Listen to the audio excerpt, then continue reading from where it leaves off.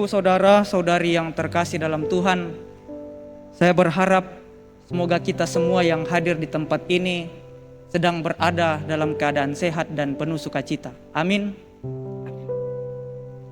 Bapak Ibu saudara, saudari yang terkasih dalam Tuhan, bacaan pertama hari ini mengisahkan tentang Nabi Yehezkiel yang diutus Allah kepada bangsa Israel pada waktu mereka sedang melawan Allah.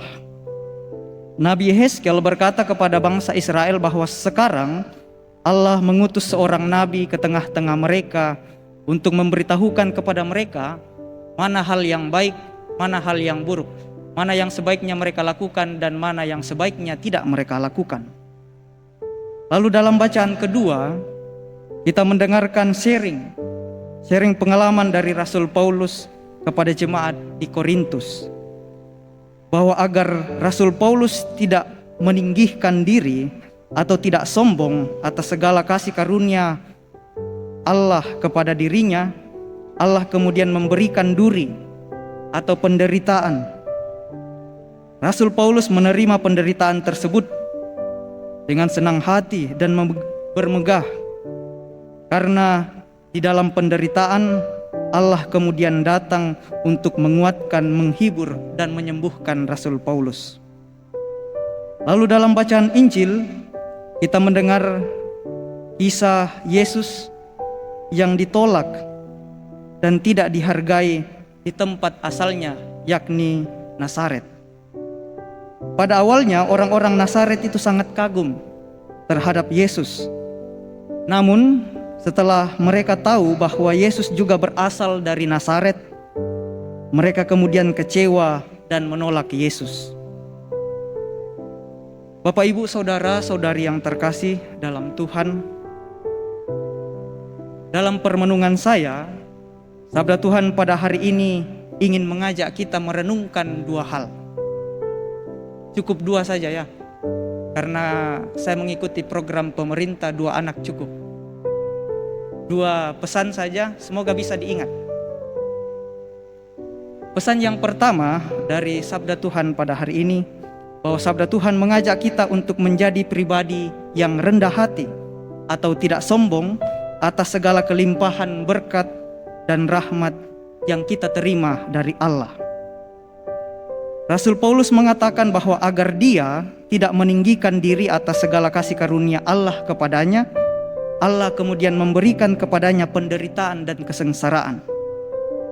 Melalui pengalaman menderita dalam pelayanan dan pewartaan, Rasul Paulus akan selalu berusaha merendahkan dirinya di hadapan Allah, seraya memohon pertolongan, penghiburan, kekuatan agar mampu menyelesaikan tugas perutusannya sampai akhir.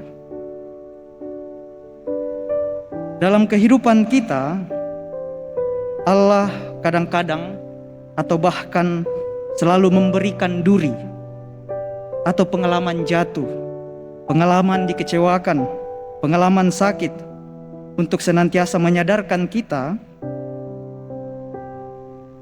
agar selalu berserah diri, membuka hati dan diri kepada Allah. Dengan menerima pengalaman sakit atau pengalaman menderita, kita akan menjadi sadar bahwa hanya Allah yang dapat membantu dan menguatkan kita dalam menyelesaikan segala permasalahan kehidupan yang sedang kita alami. Oleh karena itu, kita harus bersyukur kepada Tuhan karena memberikan pengalaman sakit atau menderita sebagai pengingat bagi kita untuk tidak menjadi sombong, untuk tidak menjadi tinggi hati, dan sebaliknya menjadi pribadi yang selalu mengandalkan Tuhan dalam hidup. Lalu poin yang kedua, bahwa sabda Tuhan mengajak kita untuk tidak terlalu cepat memberikan penilaian kepada orang lain. Kita harus mengenal secara mendalam orang lain sebelum memberikan penilaian tentang orang tersebut. Dalam kehidupan kita, kadangkala kita terlalu cepat memberikan penilaian, secara khusus penilaian yang negatif terhadap orang.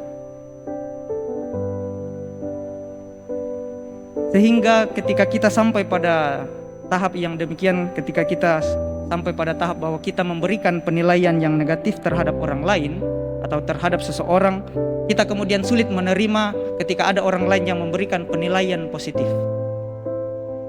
Sebagai contoh misalnya, seorang guru yang kemudian bertanya kepada seorang muridnya yang kelas 1 tentang pelajaran matematika. 2 tambah 2, seharusnya jawabannya 4, tapi murid ini mungkin karena tidak tahu, jadi kemudian menjawab yang lain. Lalu kemudian gurunya ini mencap murid ini sebagai orang bodoh. Masa 2 tambah 2 tidak tahu?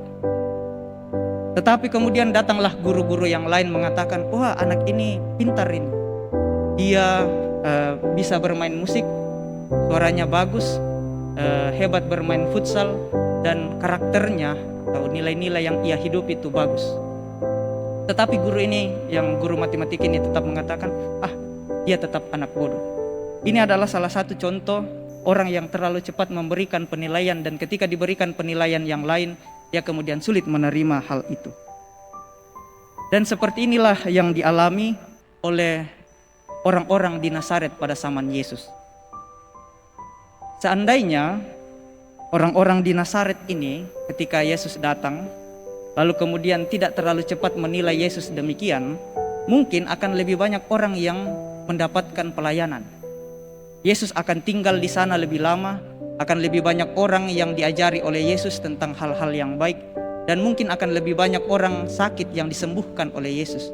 Tetapi karena mereka terlalu cepat mencap Yesus sebagai orang yang tidak baik, bahkan mereka kecewa dan menolak Yesus, sehingga kemudian berkat-berkat yang seharusnya mereka terima tidak dapat mereka terima. Dalam kehidupan kita, kadangkala kita juga sampai pada titik-titik demikian, yang ketika melihat seseorang langsung cepat memberikan penilaian negatif. Kita harus menyadari bahwa penilaian yang demikian itu dapat menghambat rahmat. Baik rahmat terhadap orang yang kita nilai, rahmat kepada orang-orang di sekitar kita, karena kadangkala kita menyebarkan bahwa orang ini tidak baik atau orang ini bodoh, lalu kemudian orang-orang lain juga terpengaruh, sehingga kemudian menutup rahmat bagi mereka, dan secara khusus rahmat juga itu tertutup bagi diri kita sendiri yang menilai buruk orang lain. Oleh karena itu, saudara-saudari yang terkasih, marilah kita selalu membuka diri, membuka hati kita pada hal-hal baik di luar diri, dengan selalu mengarahkan hati kepada Tuhan. Roh Kuduslah, Roh Tuhanlah yang akan menuntun kita, memberitahukan kepada kita mana yang baik dan mana yang buruk.